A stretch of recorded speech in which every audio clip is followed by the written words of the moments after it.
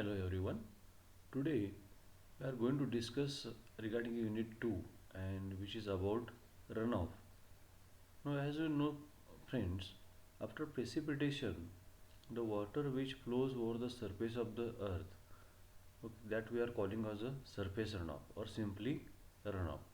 So we want to know more about this runoff, how it occurs, what are the various factors affecting to that, so that we are going to study in this unit runoff. So what are the contents of this unit that we'll first see. In that runoff, factors affecting runoff, determination of annual runoff, rainfall runoff relationship, then hydrograph, in that storm hydrograph, base flow and separation of base flow, direct runoff hydrograph, unit hydrograph, theory, assumptions and limitations, derivation and use of unit hydrograph, S curve hydrograph. So today in this lecture we are going to study regarding the factors affecting the runoff and determination of the annual runoff, and actually what is the process of runoff, that we are going to see. Now if you see the runoff process, runoff means the draining of or flowing of precipitation from a catchment area through a surface channel. It thus represents the output from the catchment in a given unit of time. So you know the catchment area. In the catchment area, the water uh, comes together, which flows in the various ways, and this flowing of the water in the catchment area, that is called as a runoff. Now, if you see this flow diagram here, so all this part we are going to study further. Effective precipitation, if you see, it can be divided in channel precipitation, overland flow, then infiltration that we have already studied. In that, interflow and groundwater flow. Then further discussing this groundwater flow again, which is delayed interflow. Then in the interflow itself again it is combined with these two, rapid interflow, then subsurface runoff, which is a base flow and it contributing the total runoff. Then if you see on this overland flow, it is directly associated with the surface runoff, and channel precipitation, which is again joining this and forming the storm flow, so contributing the total runoff. So what is this that we are going to study also. Now consider a catchment area receiving the precipitation. You consider a large area where the precipitation takes place. For a given precipitation, the evapotranspiration, initial loss, infiltration and detention storage requirements will have to be first satisfied before the commencement of the runoff. When these are satisfied, the excess precipitation moves over the land surfaces to reach smaller channels. This portion of runoff is called as overland flow and involves building up a storage over the surface and draining of the same. We have seen in the earlier this overland flow is contributing to the surface runoff. Usually, the lengths and depths of overland flow are small, and the flow is in the lamina regime, flows from several small channels, join bigger channels, and flows from this in turn combine and form a large stream, and so on, till the flow reaches the catchment outlet. Okay, so many small flows forming the bigger flow. The flow in this mode, where it travels all the time over the surface and overland flow and through the channels as open channel flow and reaches the catchment outlet, is called as surface runoff. So final effect of all this, it is nothing but the surface runoff. Now if this you can understand the different routes of a runoff. Now what is primary feature of this is nothing but the precipitation. Precipitation takes place, and these are the various processes which are taking place after the precipitation takes place here. You can see here the streams receiving the water stored, those are also contributing to the groundwater because of the percolation. Direct entry of the water after precipitation, which is called as a through flow, right? Then these are the abstractions, evapotranspiration, evaporation, that we have studied. Then water which is emitting, coming in the downward, which is contributing to the water table. And out of this, remember, this water which is flowing on this, it is called as a overland flow. It is called as a overland flow.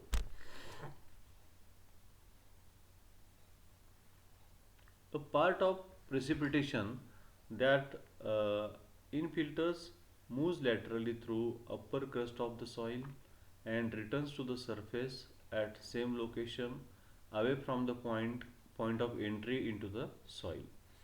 This component of runoff is known variously as interflow, throughflow, storm seepage, subsurface storm flow, or quick return flow, okay, as shown in the figure that we have seen earlier. Okay, the amount of interflow depends on the geological conditions of the catchment. A fairly pervious soil overlying a hard impermeable surface is conducive to large interflows. Okay, if the percolation is less, of course the flow will be more.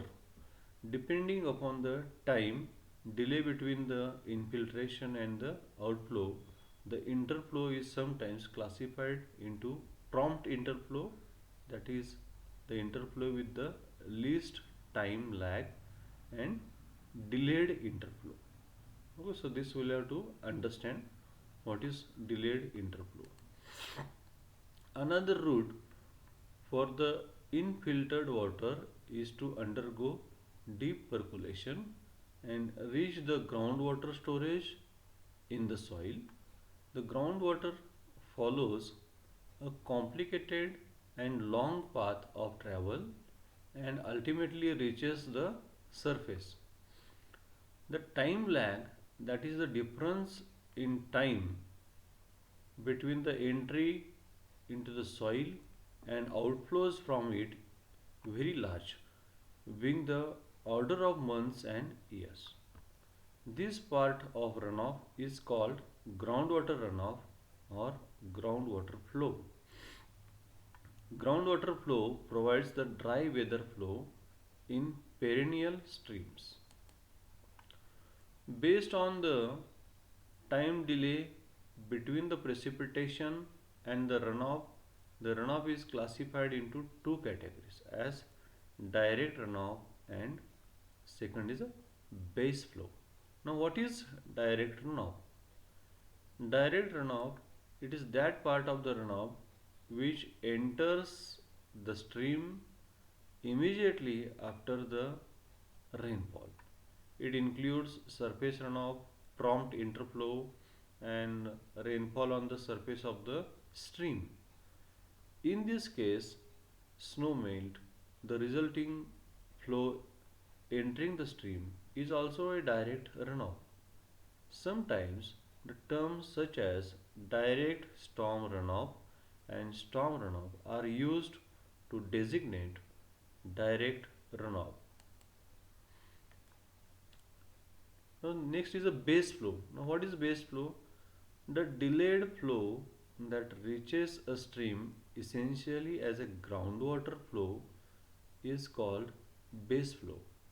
Many times delayed interflow is also included under this category.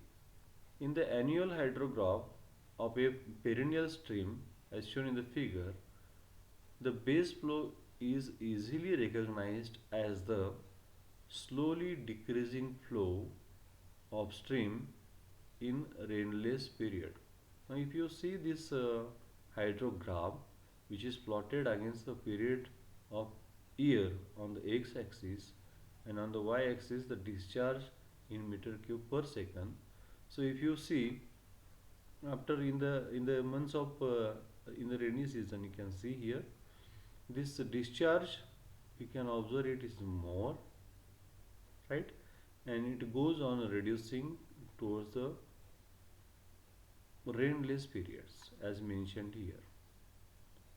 Okay, so this is the condition of a perennial stream where the water flows throughout the year. Now let's go to what is natural flow. Runoff representing the response of a catchment to precipitation reflects the integral effects of a wide range of catchment, climate and rainfall characteristics. Okay, as we know that it is a reflection of the type of catchment, climate characteristics and the rainfall characteristics.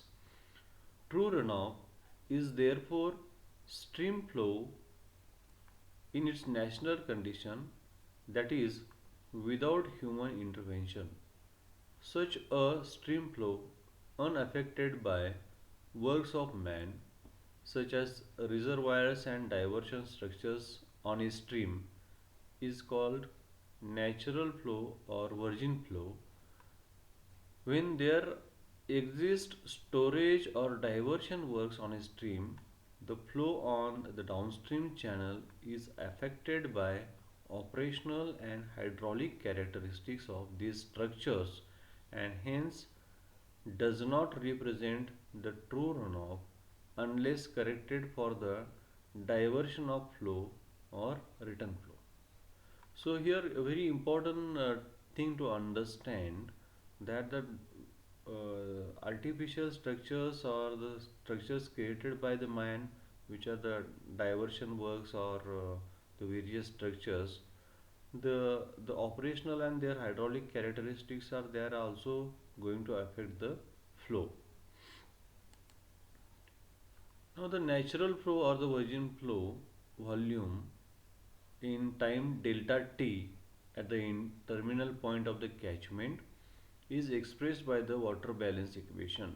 Now here we will have to understand what is the water balance equation. Now Rn, which is a natural flow volume in a delta in a time which is delta t. Okay, what is delta t? It is a natural flow of volume, that volume in the time delta t, right? Then R naught is equal to observed flow volume in time delta t at the terminal site. Okay, so where we are observing this runoff, where this observed overflow of volume in time delta t. We are volume of return flow from irrigation, domestic water supply and industrial use. So VR is to be observed from the irrigation, domestic water supply and industrial use. VD, volume diverted out of stream for irrigation, domestic water supply and industrial use. Then capital E, net evaporation losses from reservoirs on the stream. EX, net export of water from the basin. Delta S, change in storage volumes of water storage bodies on the stream. So what equation tells, remember, R naught minus VR. So the observed flow volume in delta T, or that at the time terminal site, minus VR, that is the volume of the return flow, so which is from irrigation, domestic water supply and industrial systems. So there is a subtraction there, but in addition to that total natural flow that will be contributing from all of these, so plus this VD volume of diverted of stream, then net evaporation losses from the reservoirs, plus net export of water from the basin, and change in the storage volume. Okay, so this water budget balance equation that we'll have to remember, and this is also useful for the calculating the rainfall as well, remember. Now in hydrological studies, one develops relation for natural flows. However, natural flows have to be derived based on observed flows and data on abstraction from the stream. In practice, however, the observed stream flow at a site includes a return flow and is influenced by upstream abstractions. As such, natural flows have to be derived based on observed flows and data on abstractions from the stream. Always it is natural flow that is used in the hydrological correlations. Now let us see one example. Now here in the months, total months are given, and in a catchment a gauged flow is given in the million meter cube to 1.5, 0.8, 0.6, 2.18, okay, then 18, 22, 14, 9, 7, 3. Okay, you can observe here in the mostly in the rainy season it is more. Now what is the following table gives values of major discharges at a stream gauging site in a year. Upstream of the gauging site, a weir builds across the stream diverts 3 million meter cube and zero point 0.5 million meter cube of water per month for irrigation and for the use and industry respectively. So here we'll have to remember that, okay, stream diverts the 3 million meter cube and 0.5 millimeter cube of water per month for irrigation and for industry. The return flows from the irrigation is estimated as 0.8 million meter cube and from industry 0.3 million meter cube, reaching the stream upstream of the gauging site. Okay, so what to the gauging site, the return flows from the irrigation is expected to 0.8 million meter cube and from industry it is 0.3 million meter cube. Estimate the natural flow if the catchment area is 180 kilometers square and the average annual rainfall is 185 centimeter. Determine the runoff rainfall ratio. Now here total catchment area is given 180 kilometers square and average annual rainfall is given 185 centimeter. So we'll have to also determine the runoff rainfall ratio. Okay, so a very simple job. Here also here we'll have to use the water boil balance equation and the terminologies that we have seen in the water balance equation that we'll have to remember. So all these factors that we'll have to remember so that we can calculate it correctly. Now you can see in a month of a natural flow volume, Rn is obtained as with this water balance equation.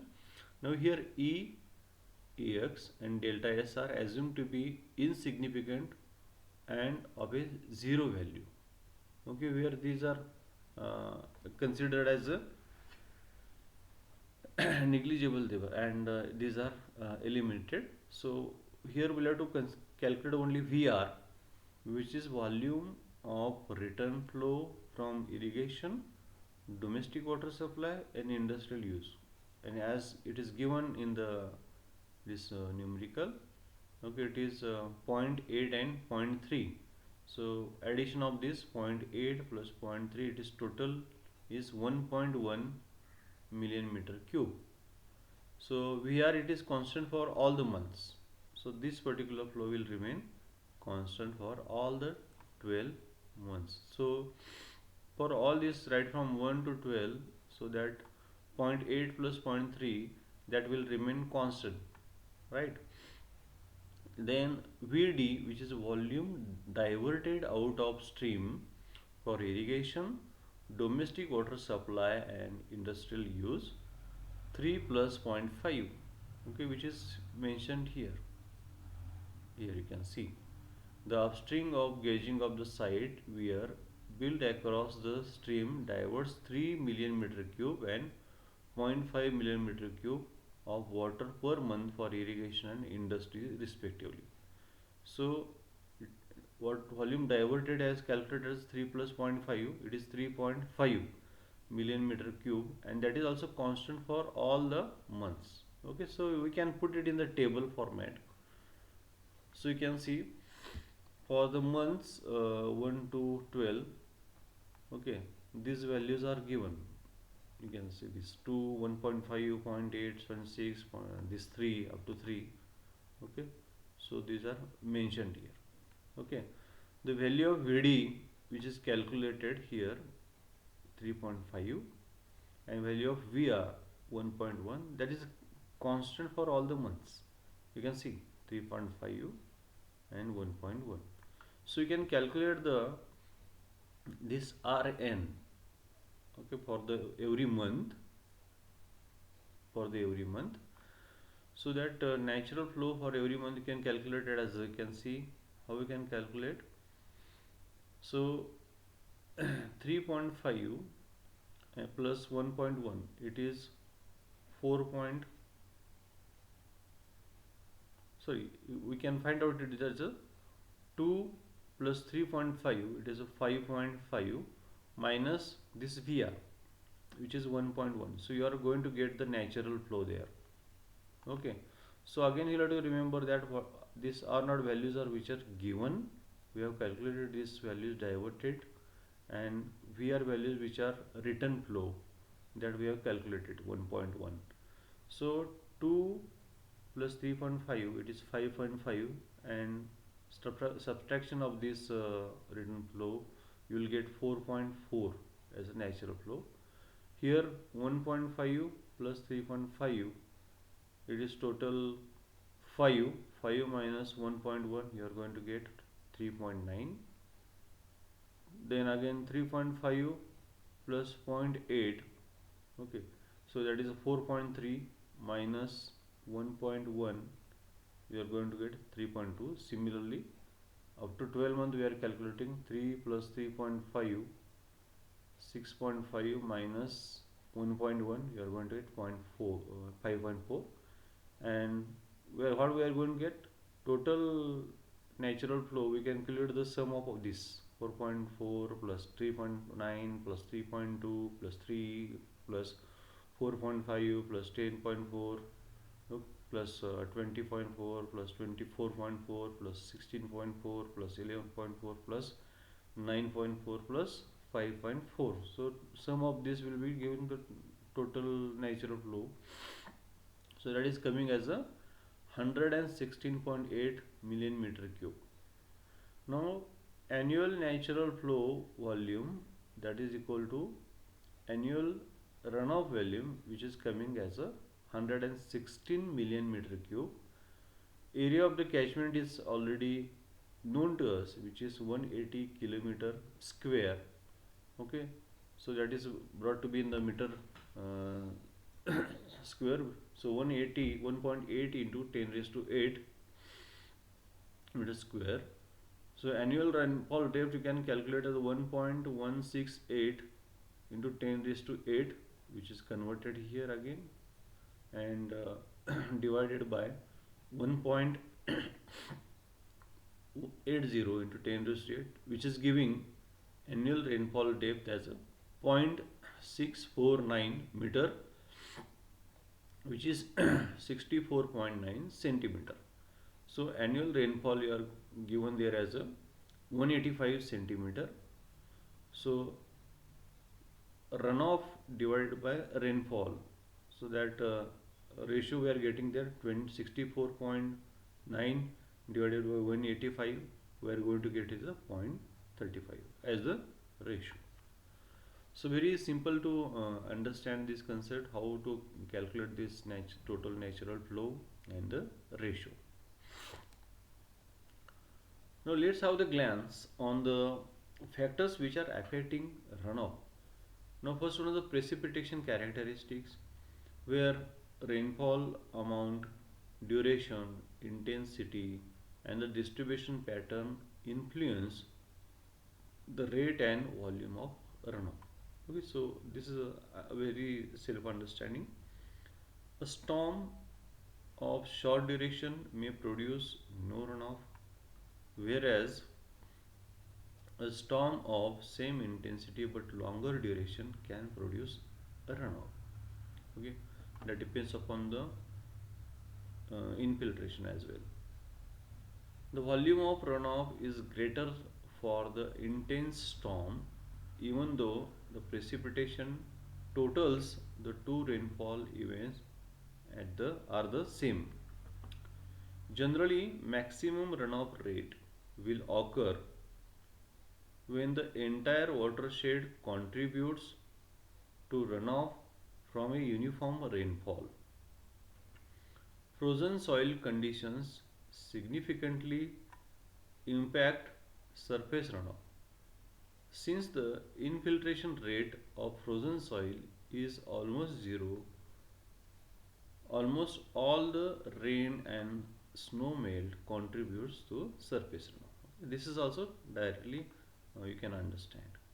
Then next are the watershed characteristics. So watershed area or that basin, that is also influencing the runoff, in that size and shape of the orientation of the that particular watershed, topography, how it collects the water, soil type, what kind of soil present, porous, dense, right, cohesive soil, that are going to affect.